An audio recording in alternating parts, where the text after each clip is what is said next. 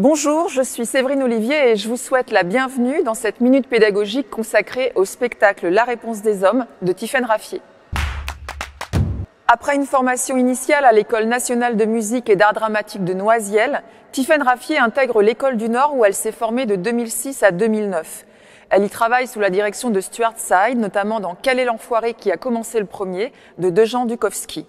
En tant que comédienne, elle joue pour Bruno Buffoli, Laurent Atta ou encore Gilles Defac. Avec 6 camarades d'école et le vidéaste Pierre Martin, elle fonde le collectif Si vous pouviez lécher mon cœur. C'est au sein de ce collectif qu'elle joue dans les mises en scène de Julien Gosselin. Gêne 01 de Fausto Paravidino en 2010, Tristesse animale noire d'Anja Hilling en 2011, Les particules élémentaires, adaptation du roman de Michel Houellebecq en 2013, et 2666 d'après Roberto Bolaño en 2016. En 2019, elle est dirigée par Franck Castorf dans L'Adolescent d'après Dostoïevski.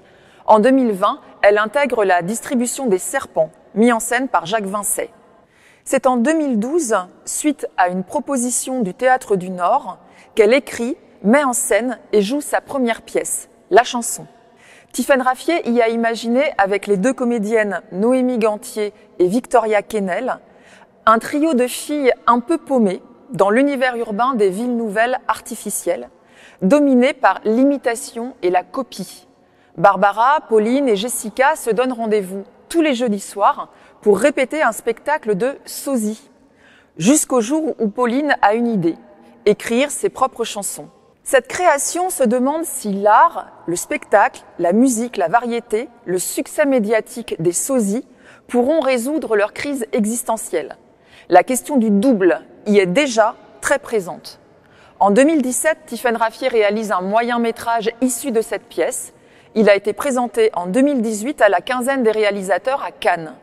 Depuis, le film a été sélectionné dans plus de 30 festivals à travers le monde. En 2014, elle crée sa 2e pièce, Dans le nom. Comme dans La Réponse des Hommes, le contemporain y côtoie l'archaïque, se penchant sur les pouvoirs d'une parole injonctive et performative liée à la sorcellerie et à la pensée magique en milieu rural. Écrivant et mettant en scène un thriller psychologique sur fond de chasse à l'homme, Tiffaine Raffier s'était alors penchée sur les travaux de Jeanne Favret-Saada, ethnologue spécialiste de sorcellerie paysanne. La question tragique de l'origine du mal que nous retrouverons dans La Réponse des Hommes, sous une forme symétrique et inverse, celle de l'insoutenable nécessité du bien, comme le remarque Daniel Loayza, faisait alors surface dans la création Dans le nom, où il est question de magie, de sorcellerie et des frontières poreuses entre réel et surnaturel. Tiffaine Raffier travaille actuellement à l'adaptation en long métrage de sa pièce Dans le nom. En 2017, c'est son spectacle France Fantôme qui voit le jour. Là encore, anticipation, contemporain et archaïque se mêlent. Avec France Fantôme, Tiffaine Raffier imagine une histoire d'amour futuriste dans un monde où les morts peuvent être réincarnés grâce à la numérisation et le transfert de leur mémoire dans un nouveau corps. Dans cette fable philosophique, elle fait dialoguer notre part la plus contemporaine, celle de la neuroinformatique ou de la bioéthique, et notre humanité la plus archaïque. La Réponse des Hommes est créée en 2020, mais la première tournée est reportée à la saison suivante en raison des mesures sanitaires liées à la pandémie de Covid-19. C'est en 2015 que Tiffaine Raffier crée sa propre compagnie, La Femme coupée en deux, pour écrire et mettre en scène. Elle affirme « Dans mon travail, je tente de concilier une recherche radicale et un plaisir simple de raconter des histoires. Je cherche à transcender un fil narratif classique par une exigence de pensée et une recherche de forme absolument contemporaine. Pour cela, les artistes de La Femme coupée en deux mettent en commun la somme de leurs talents et les outils qui font théâtre. La construction littéraire, l'exigence de la langue, l'acteur et son jeu, le dispositif spatial, la création sonore, la création vidéo, la création lumière. La Réponse des Hommes propose une scénographie protéiforme. La vidéo démultiplie l'espace et le temps de la représentation en mettant en scène un troisième lieu, filmant et projetant en direct les acteurs qui, lorsqu'ils ne sont pas visibles au plateau, sont filmés en coulisses. Théâtre, dimension muséale, orchestre live, texte projeté, séquences chorégraphiées se marient, conférant au spectacle une dimension pluridisciplinaire. Ces choix permettent largement des effets de mise en abîme et de mise à distance, offrant aux spectateurs une grande liberté d'interprétation. Déjà en 2015, Stephen Raffier précisait « Mes pièces peuvent être considérées comme des cartes à géométrie variable où chacun serait libre d'emprunter le chemin qu'il souhaite. Obsédé par le motif du double, de la réalité et de la fiction, de l'original et de la copie, je n'ai de cesse de parler du monde et de ses représentations. Depuis toujours, j'ai la sensation d'être entouré de gens coupés en deux. Nombre de choses peuvent couper les êtres en deux. L'amour, l'argent, la sexualité, la maladie, la peur de la mort, la religion, le terrorisme, l'ambition, la culture, la politique, la famille. Je crois aussi aux vertus du théâtre comme un lieu qui peut à la fois séparer et réconcilier les êtres. La source de la réponse des hommes vient de la tradition chrétienne, puisque Stephen Raffier s'est intéressé aux œuvres de miséricorde. La metteur en scène rappelle que, pour les chrétiens, les œuvres de miséricorde sont une liste d'actions et de gestes concrets et ordinaires que chacun peut accomplir dans tous les domaines de la vie pour venir en aide à son prochain. Elle précise « Je me suis attribué les enseignements de ces œuvres, qui sont des ordres, au titre de commande d'écriture. Avec mes 3 premiers spectacles, j'avais besoin d'expérimenter une nouvelle manière de construire et de me confronter à une structure non linéaire. » C'est ainsi qu'à travers différents tableaux, Stephen Raffier interroge le don, le contre-don, la dette, le sacrifice, la bonté, la compassion, l'altruisme, les relations humaines. Dans le spectacle, une jeune mère qui travaille dans l'humanitaire ne parvient pas à éprouver ce que l'on appelle l'instinct maternel et abandonne son bébé. Un personnage masculin, quant à lui, attend la mort de quelqu'un pour pouvoir accéder à une greffe de rein. Un psychologue accompagne des criminels pédophiles. Un jeune soldat, victime de cyberharcèlement, se donne la mort. Un visiteur de prison se retrouve ébranlé dans sa foi. Comme souvent dans les créations de Stephen Raffier, des éléments étranges, mystérieux, inquiétants, nous font basculer vers un monde où s'invite l'onirique et le surnaturel. Ce monde disparate et contemporain se nimbe de mystères au son des sirènes et sur fond de figures fractales énigmatiques qui surgissent pour le faire basculer dans une dystopie angoissante. La tradition chrétienne lie la foi à l'exercice concret de la charité. C'est précisément ce que l'on appelle les œuvres. Croire ne suffit pas. Pour être un disciple du Christ, il faut agir. La foi sans les œuvres est morte, pouvons-nous lire dans l'épître de Jacques dans le Nouveau Testament. La miséricorde rend notre cœur misérable, c'est-à-dire compatissant aux misères de notre prochain. Étymologiquement, compatir signifie souffrir avec. La miséricorde, ainsi liée à l'amour, va, selon les théologiens du Moyen-Âge, au-delà de la justice elle-même. L'Église médiévale a rassemblé les œuvres de miséricorde en 7 œuvres corporelles et 7 œuvres spirituelles. Les œuvres de miséricorde corporelle sont donner à manger aux affamés, donner à boire à ceux qui ont soif, vêtir ceux qui sont nus, accueillir les pèlerins, assister les malades, visiter les prisonniers, ensevelir les morts. Les œuvres de miséricorde spirituelle sont conseiller ceux qui sont dans le doute, enseigner les ignorants, avertir les pécheurs, consoler les affligés, pardonner les offenses, supporter patiemment les personnes qu'on ne choisit pas, prier Dieu pour les vivants et pour les morts. En 2016, le pape François formule la dernière œuvre, sauvegarder la création. Dans la réponse des hommes, Stephen Raffier soulève les contradictions de l'être humain, capable du pire comme du meilleur.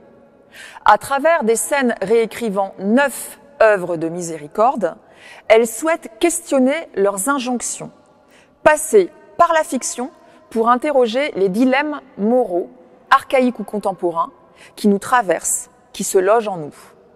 Dans le spectacle, le texte de ces 9 injonctions est projeté sur un écran, lui conférant un statut de titre, de sous-titre ou même de méditation, et mettant en exergue les pouvoirs d'une parole impérative et performative. Au sujet de son processus de création, elle explique « J'ai cherché à accorder plusieurs logiques. La logique de la dramaturgie avec celle de la scénographie. Les logiques d'enchaînement entre les histoires et une articulation entre le textuel et le visuel. Il y a un protagoniste par œuvre. Chacune des histoires pose une question. Face aux 2 œuvres corporelles que sont donner à manger aux affamés et accueillir les étrangers, je me suis bien entendu interrogée sur les notions d'accueil et d'étranger, mais j'ai cherché à les aborder sans être dans l'actualité. Quand Armelle Elliot lui demande comment elle en est arrivée aux œuvres de miséricorde, Tiffaine Raffier répond « Plusieurs chemins, des réseaux très innervés m'y ont conduite. Des événements de la vie quotidienne, comme un conflit de loyauté, une histoire banale entre 3 amis. L'une me confie un secret. Dois-je le révéler à l'autre, très concernée? J'étais alors au cœur d'un groupe où régnait un ordre qui ne me convenait plus. Je souhaitais développer ma propre vision de la morale. Je m'interrogeais personnellement depuis longtemps sur la question de la dette et du don. Pour créer La réponse des hommes, Tiffaine Raffier s'est également intéressée au décalogue du cinéaste polonais Krzysztof Kieślowski, un cycle de 10 téléfilms qui s'inspire des 10 commandements du décalogue de la Bible. Si les œuvres de miséricorde énumèrent des injonctions positives, les 10 commandements, eux, posent des injonctions négatives. La metteur en scène précise, il y a donc eu 2 sources conjointes, une qui touche à la morale et une autre à la miséricorde, mais qui entraînent 2 questions relativement différentes. Qu'est-ce que faire le bien? Qu'est-ce que faire le juste? En 1989-90, en collaboration avec les télévisions polonaises et ouest-allemandes, Krzysztof Kieślowski réalise une série de 10 moyens-métrages, dont 2 deviendront des longs, librement basés sur le décalogue, tous situés à Varsovie à la fin des années 80. À peu près tout le monde s'accorde à accepter une majorité des 10 commandements. Pourquoi, dès lors, y désobéit-on si souvent? Cette faille humaine, le cinéaste l'explore en des histoires rappelant l'importance de la nuance, l'inéluctabilité de la complexité. Rompant avec le didactisme documentaire, il recherche une forme de stylisation nouvelle, opérant la jonction entre la première moitié de son œuvre et son second volet, Expatrié. Projet ambitieux, convoquant une bonne moitié des acteurs de Varsovie. Il y avait alors, selon une plaisanterie du milieu, ceux qui en sont et ceux qui n'en sont pas. Rien ne préparait pourtant au choc mondial que fut le décalogue. Ce succès immédiat, conférant à l'auteur une aura inespérée, doit à l'universalité de ses dilemmes, à même de se poser à des hommes et femmes aux 4 coins du globe. En créant une œuvre évitant délibérément de commenter directement la situation politique de la Pologne, peu avant la chute du mur, Kieślowski offre de biais un commentaire radicalement politique. Ce pays où les gens vivent, souffrent, se compromettent, s'aiment, comme dans les autres, ne peut rester séparé d'eux. Ici ou ailleurs, les enjeux vitaux sont les mêmes. Grâce à un lien que vous trouverez dans les ressources pédagogiques, vous pourrez accéder à un résumé de chacun des 10 moyens et longs métrages réalisés par le cinéaste, et dont les titres sont des citations des 10 commandements bibliques. Un seul Dieu tu adoreras, tu ne commettras point de parjure, tu respecteras le jour du Seigneur, tu honoreras ton père et ta mère, tu ne tueras point, tu ne seras pas luxurieux, tu ne voleras pas, tu ne mentiras pas, tu ne convoiteras pas la femme d'autrui, tu ne convoiteras pas les biens d'autrui. Dans sa mise en scène, Tiphaine Raffier s'inspire du décalogue de Krzysztof Kieślowski en reprenant les thèmes du dilemme et de la transgression des injonctions, dans une dimension existentielle et universelle. Comme chez le cinéaste, le cadre est contemporain. Elle précise « Chaque histoire traversée appartient à notre époque. Les personnages semblent être des gens que nous côtoyons. Ils sont nos contemporains. Pour construire la distribution du spectacle, j'ai choisi un échantillon d'humanité, des personnes très différentes, des âges variés. L'interprétation de l'injonction varie, parfois prise au sens littéral, parfois dans une dimension métaphorique ou politique. Le spectateur est donc confronté non pas à des réponses, mais à des questionnements et à des situations concrètes. Ainsi, Jérôme Prigent commente « À la manière de Kieślowski et de son fameux décalogue, Tiphaine Raffier a choisi de donner chair à certaines de ses œuvres miséricordieuses, par la grâce d'un récit dramaturgique, de situations explicites, de conflits humains. Une exégèse en actes, rejoignant ainsi les grands questionnements éthiques et métaphysiques de l'aventure humaine. » Tiphaine Raffier dit qu'elle a aussi été inspirée par le tableau du Caravage intitulé « Les 7 œuvres de miséricorde » peint en 1606 et qui se trouve dans la chapelle Piemonte della Misericordia de Naples. Dans les ressources pédagogiques, vous trouverez un lien vers une vidéo explicative du tableau. Caravage condense en un seul tableau la représentation des 7 œuvres de miséricorde. Il pointe les limites d'une charité trop extérieure.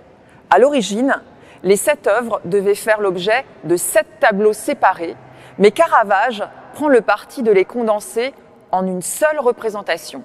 Régis Burnet, historien de l'art, précise « En juxtaposant ainsi plusieurs scènes en une foule compacte en pleine effervescence, il donne l'impression d'une activité frénétique et désordonnée qu'il renforce par le décor, une rue exiguë et surtout par l'étrange ballet des anges qui jaillissent au-dessus de la scène en paraissant se combattre. Le tableau pourrait tout aussi bien illustrer l'épisode de Marthe et Marie. On s'agite pour faire le bien, mais à quoi rime tout ce mouvement s'il n'est qu'une manière de se perdre dans l'extériorité en oubliant le recueillement de la charité.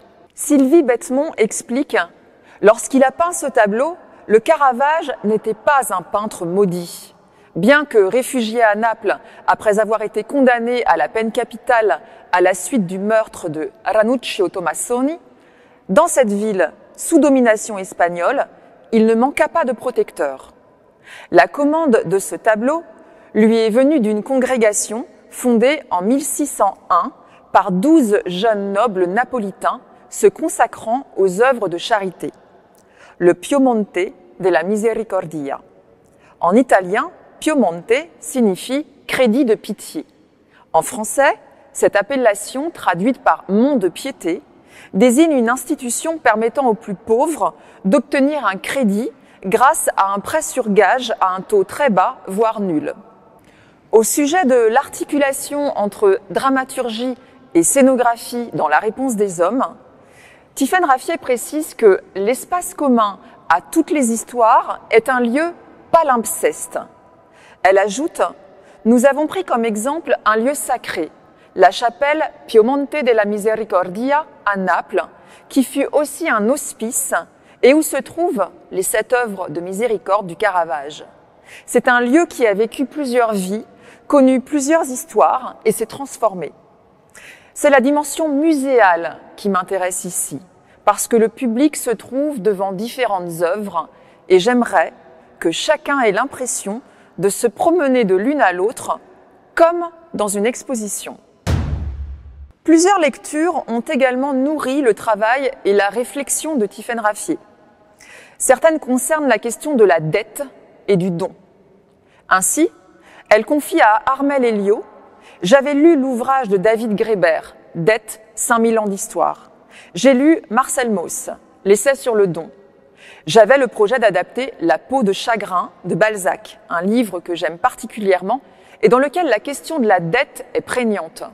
Raphaël, le héros, a contracté une dette qui porte sur sa propre vie. La metteur en scène s'est aussi intéressée aux travaux de philosophie morale de deux penseurs contemporains.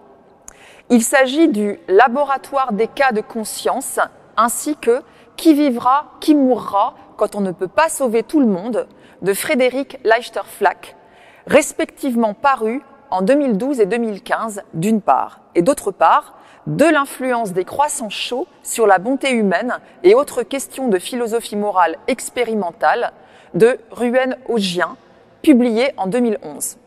Ces ouvrages ont la particularité de fonctionner comme des études de cas. Il s'agit d'une démarche de philosophie expérimentale. Tiffaine Raffier dit que dans son spectacle, chaque nouvelle histoire propose de voir l'œuvre charitable d'un point de vue particulier. Elle précise « Je me suis aussi appuyée sur les théories du philosophe Ruben Augien, penseur de l'éthique minimale, qui évoque nos incohérences morales par opposition à la cohérence d'une narration et le vertige que l'on peut ressentir face à l'indéterminisme absolu de nos actes. » Ainsi, à travers ses lectures, Tiffaine Raffier dit avoir osé s'interroger sur des questions morales. Elle précise « Ruben Augien, mort depuis, s'appuyait sur des cas de conscience quotidiens ou des situations extrêmes, mais admettait qu'on est dans le même désarroi et suggérait des réponses. » Frédéric Leichter-Flack puise plus dans la littérature qui est, selon elle, ce laboratoire des questions difficiles, des dilemmes. Mais je ne voulais pas faire une pièce démonstrative. Après cette contextualisation, les élèves devraient être en mesure d'assister à la représentation de manière active. Bien sûr, après le spectacle, une analyse de la mise en scène et de la scénographie permettra de construire le sens et de questionner les choix de Tiffaine Raffier de manière plus précise, en permettant une liberté et une pluralité d'interprétation suscitées par un échange collectif. Après le spectacle, on pourra réfléchir avec les élèves sur les liens qui s'opèrent dans cette mosaïque d'histoires fragmentées. En se penchant sur le thème de l'énigme, on invitera les élèves à s'interroger sur les choix d'écriture, de mise en scène et de scénographie, afin d'aboutir à des pistes d'interprétation. Comme dans ses précédents spectacles, Tiffaine Raffier nous tient en haleine en nous confrontant à des énigmes à résoudre, sans toutefois y apporter de réponses définitives et tranchées, dans des propositions ouvertes, contribuant largement à la mise en place d'un suspense et d'un mélange de registres réalistes et fantastiques, écartant toute dimension démonstrative, manichéenne ou moralisatrice. Dès son arrivée, le spectateur est face à une énigme. Dans son programme de salle se loge un papier, sorte de flyer, où il voit une étrange figure fractale constituée de formes triangulaires imbriquées, rappelant un symbole de secte. Sous ce motif, il lit un message en lettres majuscules. « Nous sommes désolés ». D'emblée, il peut se demander si ces mots s'adressent directement à lui.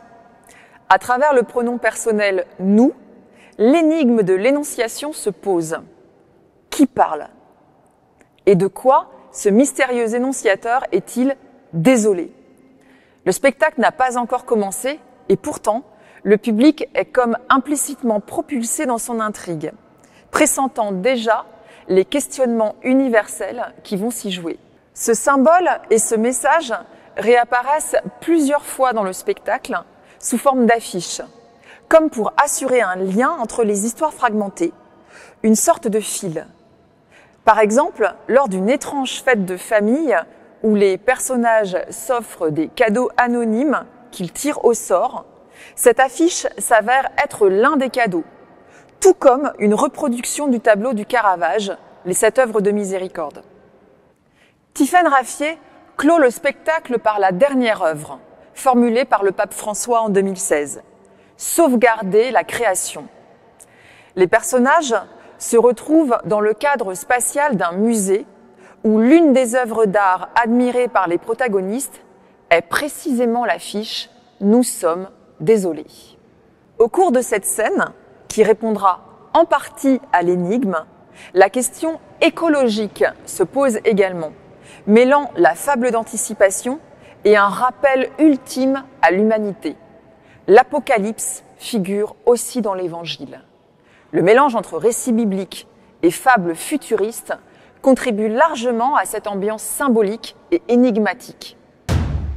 La réponse des hommes nous rappelle que l'humanité constitue une énigme à part entière, de par ses contradictions et l'absence de réponse définitive à ces questionnements existentiels et métaphysiques. Quête d'identité, d'absolu, quête de sens ne font que soulever des incertitudes et des inquiétudes. La musique classique jouée en direct au plateau résonne comme un écho à l'indéterminisme absolu de nos actes. Selon Tiffaine Raffier, elle permet d'interroger la frontière poreuse de l'ordre de l'harmonie à l'inquiétude de la disharmonie.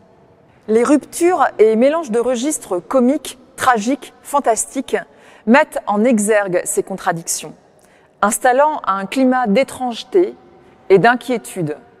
Loin de tout manichéisme, Tiffaine Raffier met en scène des protagonistes paradoxaux, dont les actions installent un trouble chez le spectateur, qui éprouve de la compassion pour des personnages commettant ou ayant commis des actes moralement répréhensibles, voire monstrueux. L'abandon d'un enfant, la pédophilie, le meurtre d'une sœur, le harcèlement. Aucun jugement d'ordre moral n'émane du spectacle. Nous sommes face à des études de cas. Ainsi, dans la scène d'ouverture, nous assistons à la représentation d'un cauchemar. Les comédiens sont filmés en coulisses et la projection vidéo en direct nous donne à voir la souffrance d'une femme récemment devenue mère. L'écran devient le lieu de l'interprétation du rêve où cette femme, dans une sorte de cérémonie, se voit fixer sur la tête une couronne de fleurs. Celle-ci la blesse, faisant couler du sang sur ses tempes. À travers une image christique, le sacrifice maternel semble interrogé, ainsi que son lot de culpabilité, puisque la jeune femme est accusée de ne pas ressentir de manière instinctive l'amour maternel érigé en suprême injonction. La maternité semble être une énigme insoluble pour ce personnage, qui plus tard, dans un service de maternologie, aura pour prescription d'apprendre à décoder sur vidéo les signes d'une interaction affective avec son nourrisson. Cette femme est soumise à une énigme, un dilemme. Elle travaille dans l'humanitaire et alors qu'elle songe à confier sa fille en adoption, elle se questionne sur l'éthique de l'extrême. Préférant retourner à sa vocation humanitaire, elle se demande « Qui sauver quand on ne peut pas sauver tout le monde ?» Sa réponse, précisément non formulée, restera là encore une énigme. Tout comme l'incertitude quant à l'arrivée à destination des aides alimentaires qu'elle envoie de manière hasardeuse. Lors de la scène de fête de famille, le trouble s'installe également chez le spectateur, tiraillé entre une dimension ludique et des rapports humains ambigus, voire malsains. L'étrange échange de cadeaux anonymes agit comme un révélateur de motifs implicites, des arrière-pensées ayant guidé le choix de certains cadeaux. Ainsi, l'un d'eux est une enveloppe contenant un secret de famille, dont on pressent la gravité, mais qui restera une énigme, aussi bien pour les spectateurs que pour la majorité des personnages. Un autre des cadeaux est une bouteille d'alcool, révélant lui aussi l'énigmatique perversité du choix de son auteur, puisque l'un des membres de la famille a souffert d'alcoolisme. L'un des personnages principaux, incarné par la comédienne Catherine Morlot, est la mère dans « Donner à boire aux assoiffés ». Elle dit « Je joue le rôle de Catherine, une femme qui se débat avec son addiction pour l'alcool. Elle est tiraillée entre sa volonté de respecter sa résolution d'arrêter de boire et sa tentation de lâcher prise. Ce conflit intérieur la plonge dans un état proche de celui d'un animal traqué. » Certains personnages sont face à des choix ou des dilemmes qui agissent comme autant d'énigmes. Diego est l'un des personnages incarnés par le danseur et comédien Pep Garrigues. Il s'agit d'un rôle fragmenté entre plusieurs tableaux. Dans Prier pour les vivants et pour les morts, Diego se heurte au dilemme suivant. Peut-on se réjouir, voire souhaiter la mort d'une personne, si cette mort permet d'en éviter une autre? Et dans Assister les malades, se pose la question de son droit à être guéri, à être sauvé, alors même qu'il a des fantasmes sexuels sur de jeunes enfants. Après la mort de ce personnage, qui attendait un rein, sa cousine reçoit une lettre de lui, qui lui demande de détruire 3 disques durs. Ne cherchant pas à résoudre l'énigme en regardant le contenu de ces disques durs, dont le spectateur devine qu'il s'agit de vidéos pédophiles, Ambre choisit la loyauté. Camille Lucas joue le rôle de ce personnage dans Ensevelir les morts. Elle nous dit, pour Ambre, ensevelir les morts, cela veut dire leur rester fidèles et donc sauvegarder leur image. C'est ce qu'elle fait à l'égard de son cousin Diego, qu'elle admire, tout en ne sachant rien de l'histoire de ce dernier. Mais elle accepte simplement les instructions qu'il lui a laissées de détruire les documents qui pourraient le compromettre, en ne cherchant pas à en savoir davantage. Pourtant, Diego a aussi laissé une clé USB sur laquelle il ne dit rien dans sa lettre. Quand Ambre en consulte le contenu sur son ordinateur, le spectateur s'attend au pire. Mais il n'en est rien. Ce que l'on voit, c'est une vidéo de Fred Astaire, que Diego aimait. Plutôt qu'à une condamnation, nous assistons donc à une réhumanisation, dans un ultime duo dansé entre Ambre et son cousin Diego, qui revient comme un songe. Tiffaine Raffier précise qu'elle a travaillé avec le chorégraphe Pep Garrigues, qui incarne donc aussi Diego, pour donner plus d'importance aux gestes. Elle précise « Les œuvres de miséricorde racontent des choses sensibles qui passent par les viscères, les entrailles, par le corps et non par l'intellect. À la manière de la compassion qui passe par le corps et se traduit en acte, je voulais faire l'expérience d'un geste sensuel au plateau. Retrouver le charnel de la langue biblique. » Avec La réponse des hommes, Tiffaine Raffier avait pour projet de rompre avec la linéarité, la manière fluide et lisse de raconter des histoires. Elle s'est néanmoins posé la question du lien entre ces histoires fragmentées. Elle remarque que dans son décalogue, Kieslowski fait apparaître un homme en blanc de volet en volet. Dans La réponse des hommes, c'est une sonnerie stridente qui fait lien, mais on ne comprend qu'à la fin ce qu'elle traduit.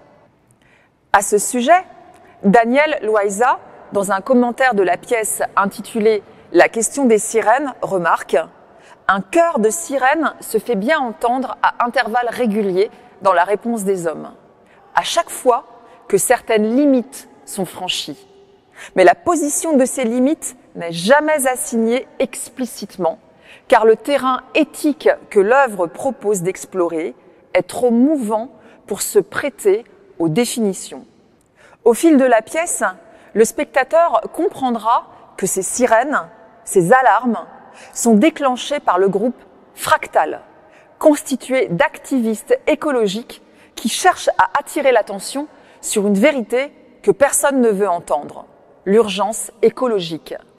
Or, dans la pièce, un guide rappelle qu'à l'origine, dans la mythologie grecque, les sirènes étaient des femmes oiseaux qui délivrent des vérités insupportables, qui hurlaient une vérité que personne ne voulait entendre. Dans son commentaire, Daniel Loaiza interroge cette question des sirènes, en se penchant sur le nom de la compagnie créée par Tiffaine Raffier, La femme coupée en deux. Il écrit « La femme coupée de Tiffaine Raffier ressemble peut-être à une sirène. Femme oiseau dans la mythologie, femme poisson depuis Andersen, partagée au niveau de la taille entre l'humain et l'animal, femme morcelée, à l'image du monde morcelé, mis en scène dans La réponse des hommes. » Si Tiffaine Raffier affirme que pour le public, l'espace commun à toutes les histoires est un palimpseste, en se baladant comme dans un musée au milieu des différentes œuvres de miséricorde, nous sommes tour à tour dans un hôpital, le salon d'une famille, une salle d'audience de tribunal, la salle d'une conférence sur la musique, un établissement pénitentiaire, une salle de musée. À l'image de la fractale, de la poupée russe, le théâtre est une boîte contenant toutes les autres. Daniel Loayza remarque qu'il s'agit uniquement des intérieurs et le plus souvent des espaces fonctionnels où la circulation est réglementée, d'où le déclenchement des sirènes. Le retentissement de ces sirènes rappellerait à chacun qu'il ne doit pas franchir les limites de son assignation, matérialisée par un lieu clos qui ne communique pas avec l'extérieur. Ainsi, Daniel Loayza remarque-t-il « Si monde il y a, nous le percevons morcelé.